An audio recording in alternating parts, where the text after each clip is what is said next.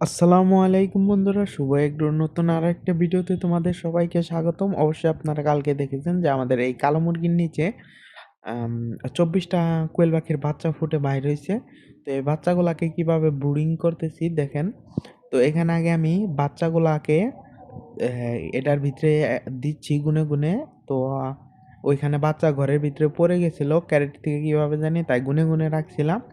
তো এ বাচ্চার এখানে রাখতে রাখতে আমি আপনাদেরকে বলি, তো আমি যে ওষুধগুলা দেব, তো বর্তমানে আমার কাছে লাইসুবিট আছে, রেনাসিপ্রিমিক্স আছে, থায়াবিন আছে। তো লাইসুবিট আর রেনাসিপ্রিমিক্স এই দুইটা ওষুধ 3 দিন একবেলা করে খাওয়াবো সকাল বিকাল। আর যেহেতু মুরগির তলে ফুটানো হয়েছে বাচ্চা, তাই খুব সুস্থ সবল বাচ্চা ফুটছে। এই যে খুব ঝরঝরা বাচ্চা আছে।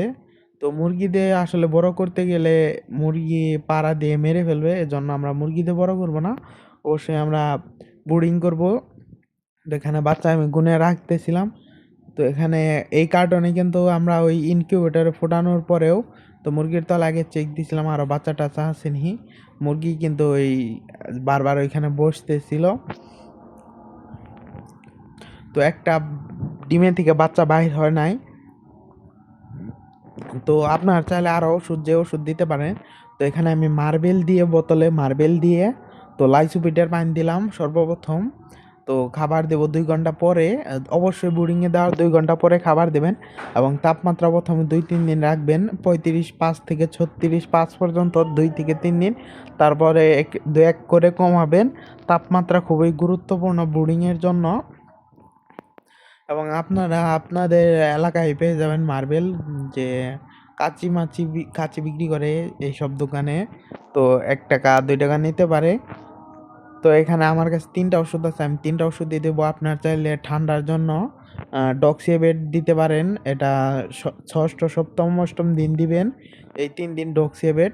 এবং রক্ত আমাশা হলে অবশ্যই মাইক্রোনিট দিতে হবে বাচ্চার। তো আমার আলহামদুলিল্লাহ তেমন কোনো সমস্যা হয় না, এ কারণে আমি তেমন ওষুধের পিছনে খরচ করি না।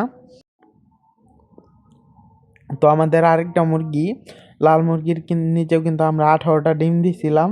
তো ওই মুরগিটার নিচেও কয়টা বাচ্চা ফুটবে তার ভিডিও কিন্তু আমরা আমাদের চ্যানেলে দেব। তো চ্যানেলটি অবশ্যই সাবস্ক্রাইব করে বেল নোটিফিকেশন অন করে রাখতে হবে।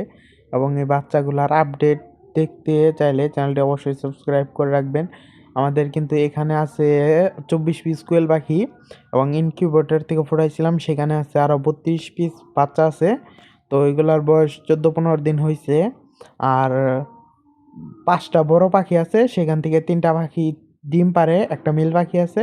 তো একটা পাখি ছোট থাকতে ওইটাকে আমরা লেয়ার 1 খাওয়ানোর কারণে বেশ সম্ভবত তেল জমে গেছে, ওটা আর ডিম পারবে কি না জানি না।